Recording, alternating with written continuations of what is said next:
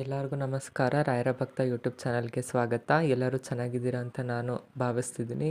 ನಾನು ಕೂಡ ರಾಯರ ಅನುಗ್ರಹದಿಂದ ಚೆನ್ನಾಗಿದ್ದೀನಿ.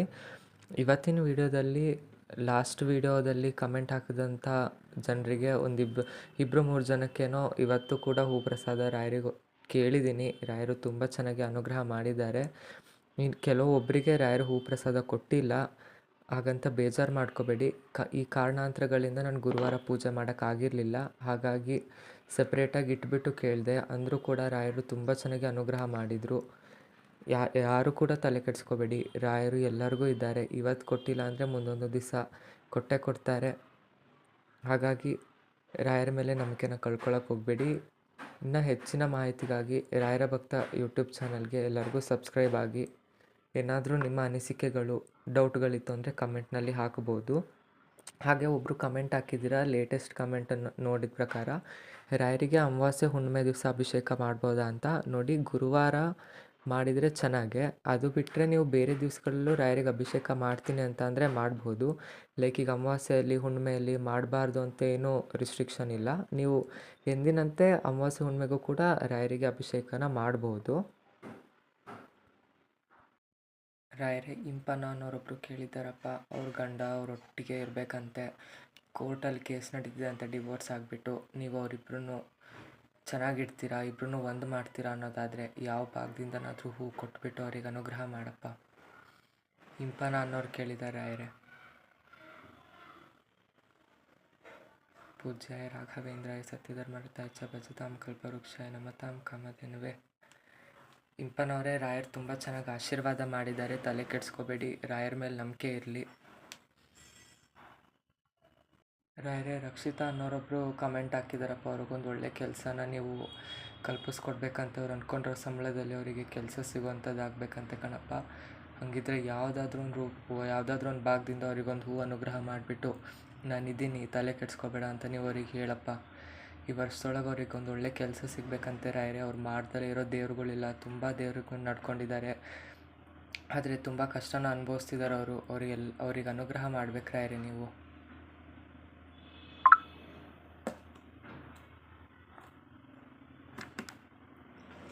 ರಕ್ಷಾ ಅವರೇ, ರಾಯರು ನಿಮಗೆ ತುಂಬ ಚೆನ್ನಾಗಿ ಅನುಗ್ರಹ ಮಾಡಿದ್ದಾರೆ. ತುಳಸಿ ಪ್ರಸಾದನ ನಿಮಗೆ ಕೊಟ್ಟಿದ್ದಾರೆ. ನೀವು ನೋಡ್ಬೋದು, ರಾಯರು ತುಳಸಿ ಪ್ರಸಾದನ ನಿಮಗೆ ಕೊಟ್ಟಿದ್ದಾರೆ. ಏನೂ ತಲೆ ಕೆಡಿಸ್ಕೋಬೇಡಿ. ರಾಯರು ಖಂಡಿತ ಒಳ್ಳೇದು ಮಾಡ್ತಾರೆ. ರಾಯರೇ, ವಿದ್ಯಾ ಅನ್ನೋರೊಬ್ಬರು ಕೇಳಕ್ಕೆ ಹೇಳಿದ್ರಪ್ಪ. 30ನೇ ತಾರೀಕು ಒಳಗಡೆ ಕೇಳಕ್ಕೆ ಹೇಳಿದರು. ಬಟ್ ಕಾರಣಾಂತರಗಳಿಂದ ಕೇಳೋಕ್ಕಾಗಿಲ್ಲ. ಅವರೇನೋ ಸಾಯುವ ಪರಿಸ್ಥಿತಿ ಅಂತೆಲ್ಲ ಹಾಕಿದ್ದಾರೆ. ರಾಯರ ಭಕ್ತರು ಎಲ್ಲರೂ ಕೂಡ ನರಳುವಂಥ ಸ್ಥಿತಿನ ನೀವು ತರಿಸ್ಕೊಳ್ಳಲ್ಲ. ಹಾಗಾಗಿ ಅವ್ರಿಗೆ ಏನು ಸಮಸ್ಯೆ ಇದೆಯೋ ಅವ್ರಿಗೆ ಗೊತ್ತಿಲ್ಲ ಕಣಪ್ಪ. ನೀವು ಅವ್ರಿಗೆ ಒಂದೊಳ್ಳೆ ದಾರಿ ತೋರಿ, ಅವ್ರಿಗೊಂದು ಹೆಲ್ಪ್ ಮಾಡ್ತೀರಾ ಅಂತ ಅನ್ನೋದಾದರೆ ಯಾವ ಭಾಗದಿಂದನಾದರೂ ಹೂ ಕೊಟ್ಟುಬಿಟ್ಟು ಅನುಗ್ರಹ ಮಾಡಪ್ಪ. ರಾಯರ ಭಕ್ತರು ಯಾರೂ ಕೂಡ ನರಳಬಾರ್ದು. ನಿಮ್ಮ ಹೆಸರಲ್ಲಿ ಅವ್ರು ಸದಾ ನೆಮ್ಮದಿಯಾಗಿರಬೇಕು.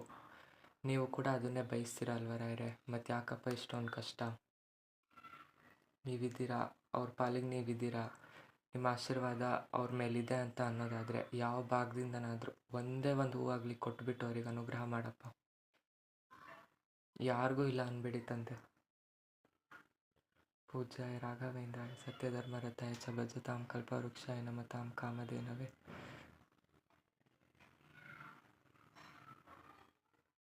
ಪೂಜ್ಯಾಯ ರಾಘವೇಂದ್ರಾಯ ಸತ್ಯಧರ್ಮರತಾಯ ಚ ಭಜತಾಂ ಕಲ್ಪವೃಕ್ಷಾಯ ನಮತಾಂ ಕಾಮಧೇನವೇ. ರಾಯರೇ, ನೀವು ಅನುಗ್ರಹ ಮಾಡಬೇಕಪ್ಪ. ಅವರು ನಿಮ್ಮನ್ನು ನಂಬ್ಕೊಂಡು ನನ್ನ ನಂಬಿ ಕೇಳಿದ್ದಾರೆ. ನೀವು ಅವ್ರಿಗೆ ಅನುಗ್ರಹ ಮಾಡಲೇಬೇಕು.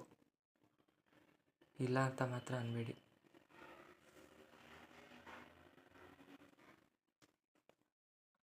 ವಿದ್ಯಾವರೇ, ರಾಯರು ಒಂದೇ ಒಂದು ಹೂ ಕೊಡೋದ್ರ ಮುಖಾಂತರವಾಗಿ ತುಂಬ ಚೆನ್ನಾಗಿ ಆಶೀರ್ವಾದ ಮಾಡಿದ್ದಾರೆ.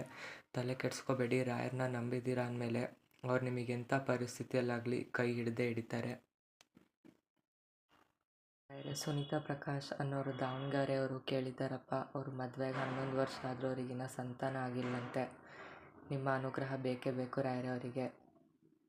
ಅವರಿಗೆ ಒಂದೊಳ್ಳೆ ಸಂತಾನನ ನೀವು ಕರುಣಿಸ್ಕೊಡ್ತೀರಾ ಅನ್ನೋದಾದರೆ ಯಾವುದಾದ್ರೂ ಒಂದು ಭಾಗದಿಂದ ಅನುಗ್ರಹ ಮಾಡೋದ್ರ ಮುಖಾಂತರ ಅವರಿಗೊಂದು ನಂಬಿಕೆನ ನೀವು ಕೊಡಬೇಕಪ್ಪ.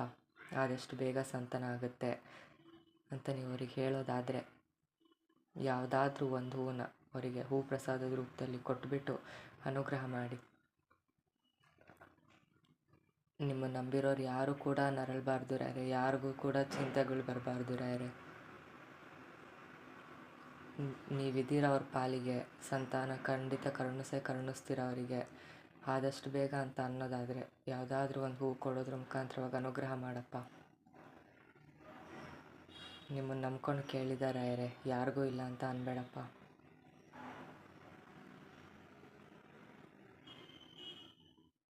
ಪೂಜ್ಯಾಯ ರಾಘವೇಂದ್ರಾಯ ಸತ್ಯಧರ್ಮರತಾಯ ಚ ಭಜತಾಂ ಕಲ್ಪವೃಕ್ಷಾಯ ನಮತಾಂ ಕಾಮಧೇನವೇ ದುರ್ವಾದಿಧ್ವಾಂತರವೇ ವೈಷ್ಣವೇಂದೇವರೆಂದವೇ ಶ್ರೀ ರಾಘವೇಂದ್ರ ಗುರವೇ ನಮೋ. ಈಗ ಮಾಡೋದು ಸರಿನಾ ನೀನು?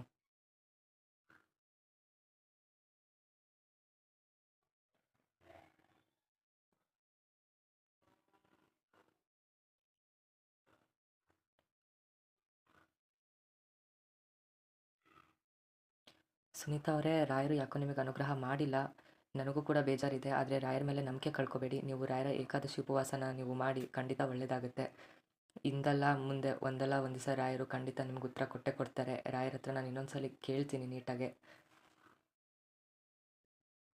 ರಾಯರೇ, ಕಾವ್ಯ ಅನ್ನೋರೊಬ್ರು ಕೇಳಿದ್ದಾರಪ್ಪ, ಅವ್ರ ಮಗುಗೆ ಇನ್ನೂ 1.5 ತಿಂಗಳಂತೆ.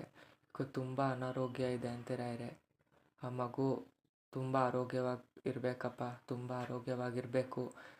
ಆ ಮಗು ಎಲ್ಲ ಆರೋಗ್ಯ ಸರಿ ಹೋದ್ಮೇಲೆ ಖಂಡಿತ ಅವ್ರು ಮಂತ್ರಾಲಯಕ್ಕೆ ಬಂದೇ ಬರ್ತಾರೆ, ನಿಮ್ಮ ಸೇವೆ ಮಾಡ್ತಾರೆ ರಾಯರೇ. ಆ ಮಗುವಿನ ಆರೋಗ್ಯನ ನೀವು ಚೆನ್ನಾಗಿ ಮಾಡಿಕೊಡ್ತೀರಾ ಅನ್ನೋದಾದರೆ ಯಾವ ಭಾಗದಿಂದನಾದರೂ ಒಂದು ಹೂ ಕೊಡೋ ಮುಖಾಂತರವಾಗಿ. ಕಾವ್ಯ ಅವರೇ, ಚಿಂತೆ ಮಾಡಬೇಡಿ, ನಿಮ್ಮ ಮಗು ಸರಿ ಹೋಗ್ತಾನೆ ಅಂತ ರಾಯರು ತುಂಬ ಚೆನ್ನಾಗಿ ಅನುಗ್ರಹ ಮಾಡಿದ್ದಾರೆ. ರಾಯರ ಮೇಲೆ ನಂಬಿಕೆ ಇರಲಿ. ರಾಯರೇ, ಕೇಶವ ಅನ್ನೋರೊಬ್ರು ಕೇಳಿದ್ದಾರಪ್ಪ, ಅವರಿಗೆ ತುಂಬ ಸಮಸ್ಯೆ ಇದೆ ಅಂತೆ ಹಣದ್ದು. ಮನೆ ಬಿಟ್ಟು ಹೊರಗಡೆ PGಯಲ್ಲಿ ಬಂದಿದ್ದಾರಂತೆ. ಚೂರು ನೆಮ್ಮದಿ ಇಲ್ಲ ಅಂತ ಅನಾಥರಾಗಿ ಹೋಗ್ಬಿಟ್ಟಿದ್ದಾರಪ್ಪ ಅವರು. ನೀವು ಅವ್ರ ಕೈ ಹಿಡಿದು ಅವನಿಗೆ ಉದ್ಧಾರ ಮಾಡ್ತೀರಾ ಅನ್ನೋದಾದರೆ ಹೂವನ್ನೇ ಅನುಗ್ರಹ ಮಾಡಪ್ಪ. ನಿಮ್ಮ ಪಾಲಿಗೆ ಎಲ್ಲರೂ ಭಕ್ತರೇ ರಾಯರೇ, ಯಾರನ್ನು ಭೇದ ಭಾವ ಮಾಡಬೇಡಿ. ಅನುಗ್ರಹ ಮಾಡಪ್ಪ. ಅವನಿಗೆ ನಂಬಿಕೆನ ಕೊಡಪ್ಪ. ನಾನಿದ್ದೀನಿ ಅಂತ ನೀವು ನಂಬಿಕೆ ಕೊಡಬೇಕಪ್ಪ ಅವನಿಗೆ.